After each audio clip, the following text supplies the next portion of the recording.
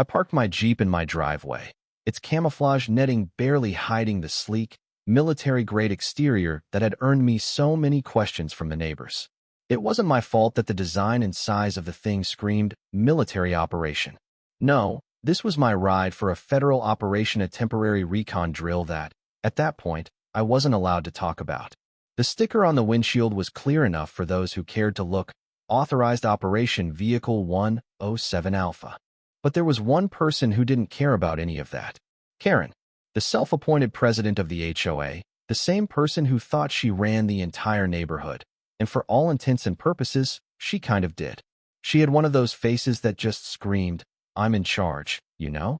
And she didn't hesitate to put that power into overdrive. I should have expected it, really. The moment I pulled up, I could see her marching down the sidewalk, clipboard in hand, sunglasses pushed up on her nose like some kind of nighttime superhero. She had already left 3 notes on my windshield by the time I opened the door. All of them said the same thing in bold red ink: remove this eyesore. I mean, really?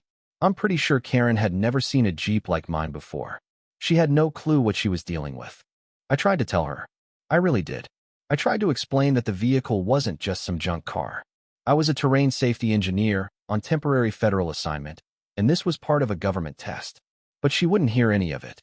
"Anyone can print a fake sticker these days," she said, brushing me off like a pesky fly. "This isn't a patriotic act, it's an eyesore in our neighborhood." When she threatened to call the tow truck company, that was when I realized we were about to clash. And when she called Rick, the tow truck driver, I knew things were about to go south. Karen stood there, smiling smugly like she had just won a battle she never should have fought. Rick, though, he had no idea. He rolled up in that big red truck like he owned the place. I could see the little smirk on his face as he hopped out, chewing his gum like it was made of concrete. But when he looked at my Jeep, I could see that smirk falter just a little. That's when it happened. The Jeep buzzed to life. It wasn't the engine that roared, no, it was the low metallic hum, followed by a robotic female voice from the Jeep's security system. Tow attempt detected. Federal override engaged. Rick froze.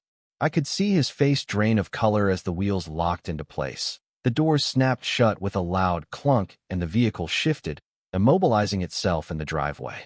Karen's face went from smug to confused in less than a second. "What is that thing?" she yelled. "Is that legal?" Rick took a step back, looking at me for the first time. I just gave him a nod and said, "You might want to step away. You've activated the vehicle's defense protocol." He laughed nervously, thinking I was joking. That was, until his tow truck suddenly went dead.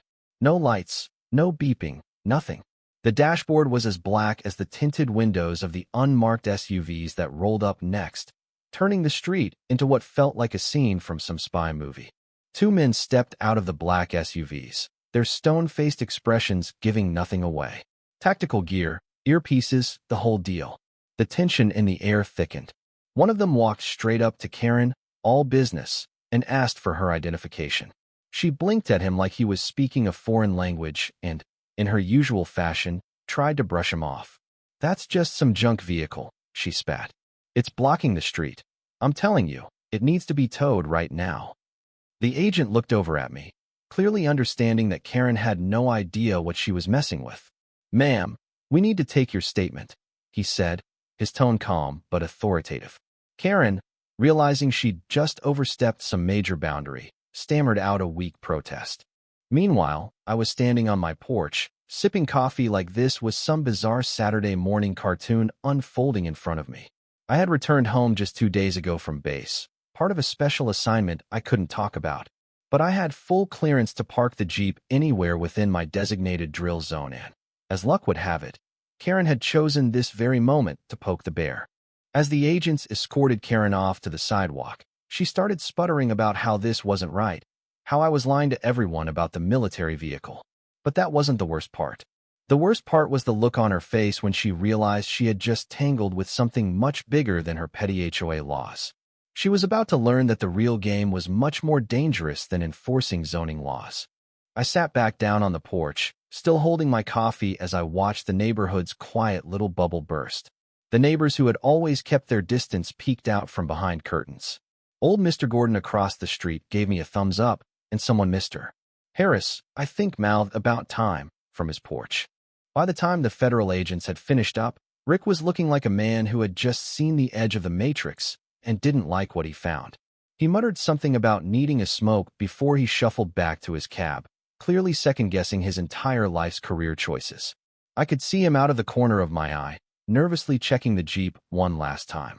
It was almost like he realized he'd just tried to tow a ghost. Karen wasn't done, though. She kept coming for me, as though she could still win. The very next day, I found a notice taped to my mailbox accusing me of violating community standards by having military-grade surveillance equipment installed without HOA approval. I laughed so hard I nearly choked on my coffee. I mean, what? I didn't even have surveillance equipment. But Karen? She didn't stop. She went on a vendetta, trying to find me for everything under the sun, trying to prove to herself that she could still control this neighborhood. But that's when I realized that I didn't need to escalate. I didn't need to throw punches. No, I had something better, time. And when she really started losing her grip, when she tried to take down everyone in the neighborhood, filing complaints and making up stories, she finally hit a wall. The final blow came at an HOA meeting. Karen, the once feared and adored HOA president, stood up to explain how she was just trying to protect the community. But when I stepped forward and handed her a packet of official documents proving everything she'd said was a lie, the room fell silent. I didn't even need to say anything. The neighbors had already seen enough. Karen tried to play it off, but the truth was out there, and it had the sharp sting of federal paperwork backing it up. By the time we finished the meeting, Karen's reign was over. The neighborhood voted her out of power, and Carl, the once silent vice president, took over. The HOA suddenly wasn't about power anymore. It was about community. It was about working together, not fearing retribution for every little thing. Karen? Well, she didn't take it well. She started filing petty complaints about everyone in the neighborhood. It became clear she couldn't let go of the control she had for so long. But I didn't let her rattle me. Instead, I kept playing the long game. I threw a cookout.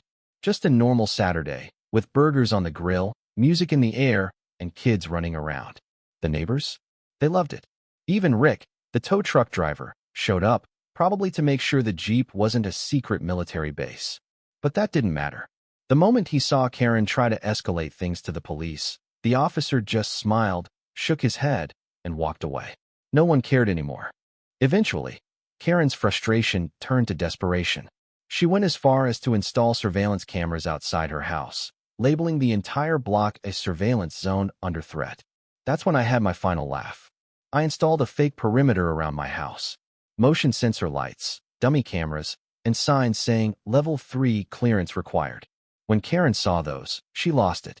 But the cherry on top came when Karen tried to deface my Jeep, painting a gray stripe across its bumper. She didn't know I was watching. I walked out slowly, took a sip of my coffee, and said, "This Jeep has more surveillance systems than your entire house. And now, your fingerprints are logged in high definition." The look on her face was priceless.